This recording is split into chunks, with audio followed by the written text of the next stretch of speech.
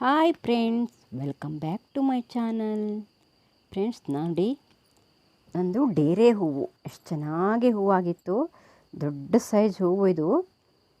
ಅದನ್ನು ಬಸವನ ಹುಳು ಶಂಖದ ಹುಳು ಅಂತೀವಲ್ಲ, ಅದು ಬಿಟ್ಟಿದೆ. ಹಾಗಾಗಿ ನಾನು ಇವತ್ತು ಬಸವನ ಹುಳನ್ನು ಹೇಗೆ ಕಂಟ್ರೋಲ್ ಮಾಡೋದು ಅಂತ 4 ವಿಧಾನದಲ್ಲಿ ತೋರಿಸ್ತಾ ಇದ್ದೀನಿ. ಫ್ರೆಂಡ್ಸ್, ನೀವು ಯಾರಾದರೂ ನನ್ನ ಚಾನಲ್ಗೆ ಹೊಸಬರಾದರೆ ಪ್ಲೀಸ್ ಸಬ್ಸ್ಕ್ರೈಬ್ ಮಾಡ್ಕೊಳ್ಳಿ. ಹಾಗೆ ಪಕ್ಕದಲ್ಲಿರೋ ಬೆಲ್ಲೈಕನ್ ಕ್ಲಿಕ್ ಮಾಡಿ. ನಾನು ಹಾಕೋ ಎಲ್ಲ ವಿಡಿಯೋದ ನೋಟಿಫಿಕೇಷನ್ ನಿಮಗೆ ಬರುತ್ತೆ. ನಾನು 2 ದಿನ ಈ ಕಡೆ ಬಂದೇ ಇಲ್ಲ. ನೋಡಿ, ತುಂಬಾ ಹುಳ ತಿಂದುಬಿಟ್ಟಿತ್ತು. ಈ ಹೂ ಚೆನ್ನಾಗಾಗಿದೆ. ಈಗ ಅದನ್ನು ನಾನು ಸಾಯಿಸಿದ್ದೀನಿ. ನೋಡಿ ಫ್ರೆಂಡ್ಸ್, ವಿಡಿಯೋನ ಪೂರ್ತಿಯಾಗಿ ನೋಡಿ, ಎಲ್ಲೂ ಸ್ಕಿಪ್ ಮಾಡದೆ ಕೊನೆಯವರೆಗೂ ನೋಡಿ. ಏಕೆಂದರೆ ನಾನು ಕೆಲವು ಟಿಪ್ಸ್ಗಳನ್ನು, ತುಂಬ ಇಂಪಾರ್ಟೆಂಟ್ ಟಿಪ್ಸ್ಗಳನ್ನು ಹೇಳಿದ್ದೀನಿ, ಅದು ಮಿಸ್ ಆಗ್ಬೋದು. ಫ್ರೆಂಡ್ಸ್, ಕೀಟಗಳು ಯಾವಾಗಲೂ ರಾತ್ರಿ ಹೊತ್ತು ಕೆಲಸಗಳನ್ನು ಮಾಡುತ್ತೆ. ಹಾಗಾಗಿ ನಾವು ಅವನ್ನೆಲ್ಲ ರಾತ್ರಿ ಇಲ್ಲ ಬೆಳಗ್ಗೆ ಮುಂಚೆ ಎದ್ದು ಬಂದ ಕೂಡಲೇ ನಾವು ಗಿಡಗಳನ್ನು ನೋಡ್ತಾ ಹೋದರೆ ತುಂಬ ಕೀಟಗಳು ಸಿಗುತ್ತೆ. ನೋಡಿ, ಇದು ಬಸವನ ಹುಳು, ಶಂಖದ ಹುಳು ಅಂತೀವಲ್ಲ, ಅದು ರಾತ್ರಿ ಬೆಳಗಾಗೋದ್ರೊಳಗೆ ನಮ್ಮ ಗಿಡಗಳನ್ನೇ ಖಾಲಿ ಮಾಡಿಬಿಡತ್ತೆ. ಎಲೆಗಳು, ಹೂಗಳು, ಹಾಗೆ ಬೇರುಗಳನ್ನು ಕೂಡ ಇವು ತಿನ್ನತ್ತೆ. ನೋಡಿ, ಇವು ಬಂದ ಮೇಲೆ ತಡೆಯೋದನ್ನು ಮೊದಲೇ ಹೇಳ್ತೀನಿ. ಆಮೇಲೆ ಬರೋದ್ರೊಳಗೆ ಏನು ಮಾಡಬೇಕು ಅಂತಾನು ಮುಂದೆ ಒಂದು ಸ್ಪ್ರೇಯರ್ ತೋರಿಸಿದ್ದೀನಿ. ಹಾಗಾಗಿ ವಿಡಿಯೋನ ಪೂರ್ತಿಯಾಗಿ ನೋಡಿ. ನೋಡಿ ಫ್ರೆಂಡ್ಸ್, ಬೆಳಗ್ಗೆ ನಾನು ಗಿಡಗಳ ಹತ್ತಿರ ಬಂದಾಗ ಈ ರೀತಿ ಹುಳುಗಳು ಹೂವನ್ನು ತಿಂತಾಯಿದ್ವು. ಈಗ ನಾನಿದನ್ನು ಏನು ಮಾಡ್ತೀನಿ ಅಂತ ತೋರಿಸ್ತೀನಿ ಬನ್ನಿ. ನಾನಿಲ್ಲಿ ಬೂದಿನ ತಗೊಂಡಿದ್ದೀನಿ. ಇದು ಕಟ್ಟಿಗೆಯಿಂದ ಕಟ್ಟಿಗೆಗಳನ್ನು ಸುಟ್ಟು ಮಾಡಿರೋವಂಥ ಬೂದಿ, ಉಡ್ಯಾಶ್ ಅಂತ ಕರೀತಾರೆ ಇದಕ್ಕೆ. ನಾನು ಒಂದು ಬೇಡದೇ ಇರೋ ಪಾತ್ರೆ ತಗೊಳ್ಳಿ, ಯಾಕಂದರೆ ಅದು ಚೆನ್ನಾಗಿರಲ್ಲ. ನಾನಿಲ್ಲಿ ಒಂದು ಗರಟನ ತಗೊಂಡು ಅದರಲ್ಲಿ ಹಾಕ್ಕೊಂಡಿದ್ದೀನಿ ಬೂದಿನ. ನಾನು ಆ ಹುಳನ ತೆಗೆದು ಬೂದಿಗೆ ಹಾಕಿಬಿಡ್ತೀನಿ. ಅದು ಸತ್ತೋಗ್ಬಿಡತ್ತೆ. ಅದರಲ್ಲೂ ಕೂಡ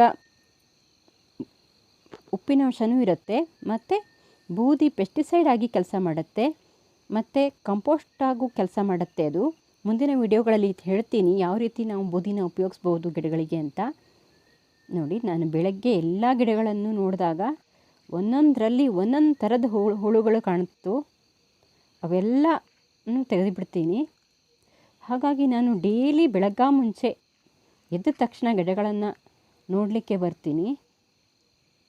ಆದರೂ ಕೂಡ ಕೆಲವೊಂದು ಸಾರಿ ಎಲ್ಲಿಂದನೂ ಬಂದು ತಿಂದುಬಿಡುತ್ತೆ. ಎಷ್ಟು ಕೇರ್ ಮಾಡಿದರೂ ಸಾಲಲ್ಲ ಫ್ರೆಂಡ್ಸ್. ಈ ಗಿಡಗಳಿಗೆ ನಾವು ನಮ್ಮ ಮಕ್ಕಳನ್ನು ಹೇಗೆ ಪೋಷಣೆ ಮಾಡ್ತೀವೋ ಹಾಗೆ ಗಿಡಗಳನ್ನು ನಾವು ಪೋಷಣೆ ಮಾಡಬೇಕಾಗತ್ತೆ. ಅದಕ್ಕಾಗಿ ನಾವು ಟೈಮ್ ಕೊಡಲೇಬೇಕಾಗತ್ತೆ. ನೋಡಿ, ಇದು ಲಿಲ್ಲಿ ಪುಟ್ಟು ಅಂತ. ಇದು ಚೆನ್ನಾಗಾಗಿದೆ. ಇದು ನಮ್ಮನೆಯಲ್ಲೇ ಇರೋದಾಗಿತ್ತು, ಗಡ್ಡೆ ಸಮೇತ ನೆಟ್ಟಿರೋ ಗಿಡ ಇದು. ಹಾಗಾಗಿ ಸ್ವಲ್ಪ ಚೆನ್ನಾಗಾಗಿದೆ. ನಾನು ಆಮೇಲೆ ತಂದ ಗಿಡಗಳು ಇನ್ನೂ ಚಿಕ್ಕದಾಗಿದೆ, ಅಷ್ಟೊಂದು ಚೆನ್ನಾಗಾಗಿಲ್ಲ. ಮುಂದಿನ ವರ್ಷ ಅದನ್ನು ಗಡ್ಡೆನ ಸ್ಟೋರ್ ಮಾಡಿಟ್ಕೊಂಡು ಮಾಡ್ತೀನಿ, ಚೆನ್ನಾಗಾಗತ್ತೆ. ನೋಡಿ, ಇಷ್ಟು ಚೆನ್ನಾಗಿ ಹೂವು ಬಿಟ್ಟಿದೆ. ಡೇರೆಗಳಲ್ಲಿ ತುಂಬ ವೆರೈಟಿ ಇದೆ ಫ್ರೆಂಡ್ಸ್. ನಮ್ಮ ಕಡೆ ತುಂಬ ಜನ ಮಾಡ್ತಾರೆ ಇದನ್ನು. ನಾನು ಇಷ್ಟು ವರ್ಷ ಮಾಡ್ತಾ ಇರಲಿಲ್ಲ, ಈಗ 2 ವರ್ಷದಿಂದ ಮಾಡ್ತಾಯಿದ್ದೀನಿ, ಆದರೆ ಜಾಸ್ತಿ ಇನ್ನೂ ಮಾಡಿಲ್ಲ. ನಾನು ಸೇವಂತಿಗೆ ಗಿಡಗಳನ್ನು ಜಾಸ್ತಿ ಮಾಡ್ತೀನಲ್ಲ, ಹಾಗಾಗಿ ಇದನ್ನು ಅಷ್ಟೊಂದು ಇಂಟ್ರೆಸ್ಟ್ ತಗೊಂಡು ಮಾಡಿಲ್ಲ. ನೋಡಿ, ಇಲ್ಲೊಂದು ಬಸವನ ಹುಳು ಇದೆ. ಇದನ್ನು ಕೂಡ ನಾನು ತೆಗೆದು ಬೂದಿಗೆ ಹಾಕಿಬಿಡ್ತೀನಿ. ಮುಂದೆ ಇನ್ನೂ ಕೆಲವು ಟಿಪ್ಸ್ಗಳನ್ನು ಹೇಳಿದ್ದೀನಿ. ಯಾವ್ಯಾವುದರಿಂದ ನಾವು ಅದನ್ನು ಕಂಟ್ರೋಲ್ ಮಾಡ್ಬೋದು ಅಂತ ಹೇಳಿದ್ದೀನಿ. ಹಾಗಾಗಿ ವಿಡಿಯೋನ ಪೂರ್ತಿಯಾಗಿ ನೋಡಿ. ಹಳ್ಳಿಗಳಲ್ಲಿ ಎಲ್ರಿಗೂ ಗೊತ್ತಿರುತ್ತೆ ಈ ಬೂದಿ ಉಪಯೋಗ ಏನು ಅಂತ.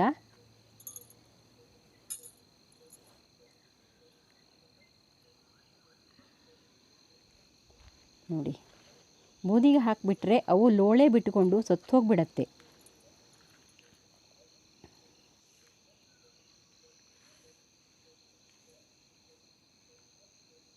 ಫ್ರೆಂಡ್ಸ್ ನೋಡಿ, ಇವೆಲ್ಲ ನನ್ನ ಡೇರೆ ಗಿಡಗಳು ಮೊಗ್ಗುಬಿಡ್ತಾ ಇದೆ. ಈಗ ಕೀಟಗಳ ಬಾಧೆ ಜಾಸ್ತಿ, ಯಾಕಂದರೆ ನಮ್ಮ ಕಡೆ ಇಲ್ಲಿ ತುಂಬ ಹುಲ್ಲುಗಳಿರುತ್ತೆ. ಹಾಗಾಗಿ ಕೀಟನೂ ಜಾಸ್ತಿ ಇರುತ್ತೆ. ನೋಡಿ, ಬೆಳಗ್ಗೆ ಹೊತ್ತು ನಾವು ಬಂದಾಗ ತುಂಬ ಕೀಟಗಳು ಕಾಣುತ್ತೆ. ನೋಡಿ, ಇವೆಲ್ಲ ನಾವು ಅವತ್ತು ಗೊಬ್ಬರ ಹಾಕಿ ಮಲ್ಚಿಂಗ್ ಮಾಡಿಕೊಟ್ಟಿದ್ನಲ್ಲ ಆ ಗಿಡಗಳು. ಈಗ ನೋಡಿ ಹೇಗಿವೆ ಅಂತ. ಆ ವಿಡಿಯೋನ ನೋಡಿದವರಿಗೆ ಗೊತ್ತಾಗತ್ತೆ.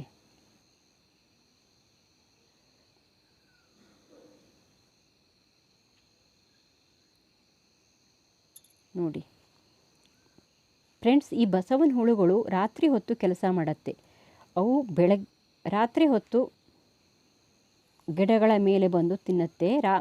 ಹಗಲಿನಲ್ಲಿ ಅವು ಗಿಡಗಳ ಮಣ್ಣಿನ ಒಳಗಡೆ ಹೋಗಿ ಕೂತ್ಬಿಡುತ್ತೆ, ಕಾಣಲ್ಲ. ಹಾಗಾಗಿ ನಾವು ರಾತ್ರಿ ಅಥವಾ ಬೆಳಗ್ಗಿನ ಹೊತ್ತು ಅವನ್ನು ಸಾಯಿಸಬೇಕಾಗತ್ತೆ. ನೋಡಿ ಎಷ್ಟೊಂದು ಕೀಟಗಳು ಬಂದಿವೆ ಅಂತ.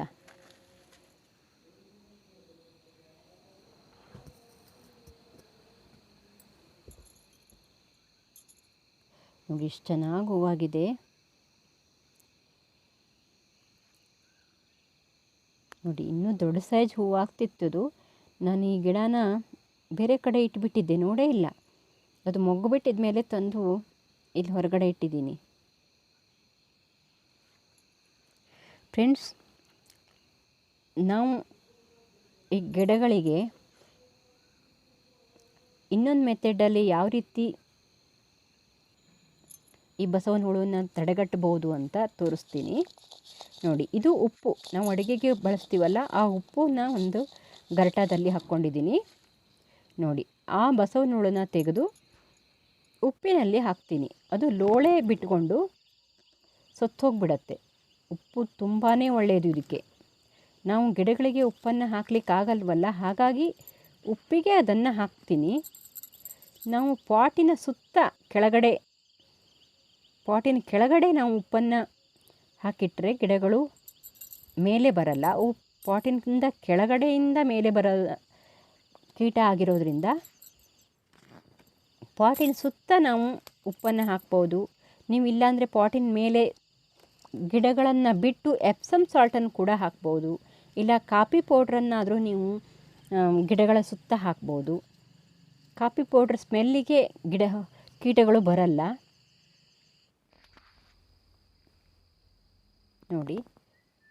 ನೋಡಿ ಲೋಳೆನ ಹೇಗೆ ಬಿಟ್ಕೊಂಡಿದೆ ಅಂತ. ಹಾಗೆ ಸತ್ತೋಗ್ಬಿಡತ್ತೆ ಅದು. ಮುಂದೆ ಒಂದು ಸ್ಪ್ರೇಯರ್ ಮಾಡೋದನ್ನು ತೋರಿಸ್ತೀನಿ. ಸ್ಪ್ರೇ ಮಾಡ್ತೀನಿ ನಾನು.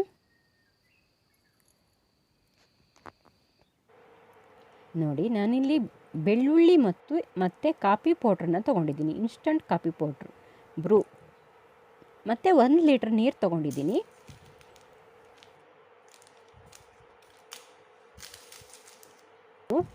ಅದರಲ್ಲಿ ಅರ್ಧ ಮಾತ್ರ ನಾನು ಹಾಕ್ತೀನಿ. ನೀವು ಕಾಫಿ ಪೌಡ್ರನ್ನು ಗಿಡದ ಬುಡದಲ್ಲಿ, ಅಂದರೆ ಸ್ವಲ್ಪ ಜಾಗ ಬಿಟ್ಟು ಸುತ್ತ ಹಾಕ್ಬೋದು. ಆ ಸ್ಮೆಲ್ಲಿಗೆ ಬರಲ್ಲ. ಮತ್ತು ಕಾಫಿ ಪೌಡ್ರಲ್ಲಿರೋ ಕೆಫೆ ಅಂಶ ಆ ಕೀಟಗಳಿಗೆ ಹಾನಿಯನ್ನು ಮಾಡುತ್ತೆ. ನೋಡಿ, ಬೆಳ್ಳುಳ್ಳಿನ ನಾನಿಲ್ಲಿ ಜಜ್ಕೊ ಬಂದಿದ್ದೀನಿ. ಅದನ್ನು ನೀರಲ್ಲಿ ಮಿಕ್ಸ್ ಮಾಡ್ತೀನಿ.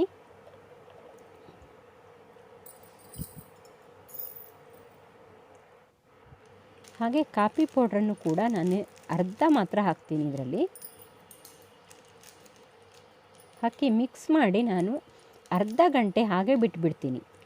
ಅದು ಬೆಳ್ಳುಳ್ಳಿ ಸ್ಮೆಲ್ಲು ಮತ್ತು ಕಾಫಿ ಪೌಡ್ರ್ ಸ್ಮೆಲ್ಲೆಲ್ಲ ಚೆನ್ನಾಗಿ ಬಿಟ್ಕೊಳ್ಳಿ ಅಂತ ಅರ್ಧ ಗಂಟೆ ಹಾಗೆ ಬಿಡ್ತೀನಿ. ಆಮೇಲೆ ಇದನ್ನು ಗಿಡಗಳಿಗೆ ಸ್ಪ್ರೇ ಮಾಡ್ತೀನಿ. ಇವೆರಡರ ಸ್ಮೆಲ್ಲಿಗೆ ಕೀಟಗಳು ಹತ್ತಿರ ಬರಲ್ಲ. ಇದನ್ನು ನಾವು ಸ್ಪ್ರೇ ಮಾಡಬೇಕು. ಈ ಬೆಳ್ಳುಳ್ಳಿ ಸ್ಮೆಲ್ಲು ಮತ್ತು ಕಾಫಿ ಪುಡಿ ಸ್ಮೆಲ್ಗೆ ಯಾವುದೇ ಕೀಟಗಳು ಗಿಡಗಳ ಹತ್ತಿರ ಬರಲ್ಲ. ಇದನ್ನು ನಾನು ಅರ್ಧ ಗಂಟೆ ಹೀಗೆ ಮುಚ್ಚಿಟ್ಬಿಡ್ತೀನಿ. ಅರ್ಧ ಗಂಟೆ ನಂತರ ನಾವು ಇದನ್ನು ಸೋಸ್ಕೊಂಡು ಸ್ಪ್ರೇ ಮಾಡಬೇಕು. ಸೋಸ್ಕೊಳ್ಳೋದು ಏಕೆ ಅಂದರೆ ಅದು ಸ್ಪ್ರೇಯರಲ್ಲಿ ಈಸಿ ಆಗಲಿ ನಾ ಸ್ಪ್ರೇ ಮಾಡಲಿಕ್ಕೆ ಅಂತ ಸೋಸ್ಕೊಂಡು ಸ್ಪ್ರೇ ಮಾಡ್ತೀನಿ ನಾನೀಗ. ಫ್ರೆಂಡ್ಸ್, ನೀವು ಬೇಡದೇ ಇರೋ ಒಂದು ಸ್ಟ್ರೈನರನ್ನು ತಗೊಳ್ಳಿ. ಯಾಕೆಂದರೆ ಅದು ಸ್ಮೆಲ್ ಇರೋದ್ರಿಂದ, ಬೆಳ್ಳುಳ್ಳಿ ಸ್ಮೆಲ್ಲು. ನಾನು ಇದಕ್ಕೆ ಅಂತಲೇ ಒಂದು ಸ್ಟ್ರೈನರ್ನ ಮಾಡ್ಕೊಂಡಿದ್ದೀನಿ. ನಾನು ತುಂಬ ಸ್ಪ್ರೇ ಮಾಡ್ಕೊಂಡಿರ್ತೀನಲ್ಲ, ಹಾಗಾಗಿ ಅದಕ್ಕೆ ಅಂತಲೇ ಒಂದು ಸ್ಟ್ರೈನರ್ನ ಇಟ್ಕೊಂಡು ಬಿಟ್ಟಿದ್ದೀನಿ. ನಾನಿಲ್ಲಿ ಸ್ಪ್ರೇಯರ್ ಬಾಟ್ಲಿಗೆ ಹಾಕ್ಕೊಂಡು ಇದನ್ನು ಮಾಡ್ತೀನಿ, ಸ್ಪ್ರೇ ಮಾಡ್ತೀನಿ.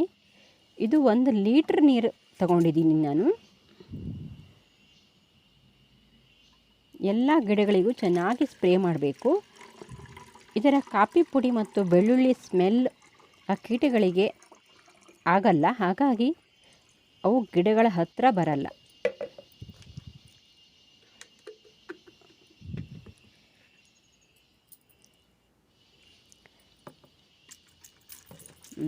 ನೋಡಿ, ಚೆನ್ನಾಗಿ ಸ್ಪ್ರೇ ಮಾಡಬೇಕು ಗಿಡಗಳಿಗೆ. ಗಿಡಗಳ ಬುಡದಲ್ಲೂ ಕೂಡ ಸ್ಪ್ರೇ ಮಾಡಬೇಕು.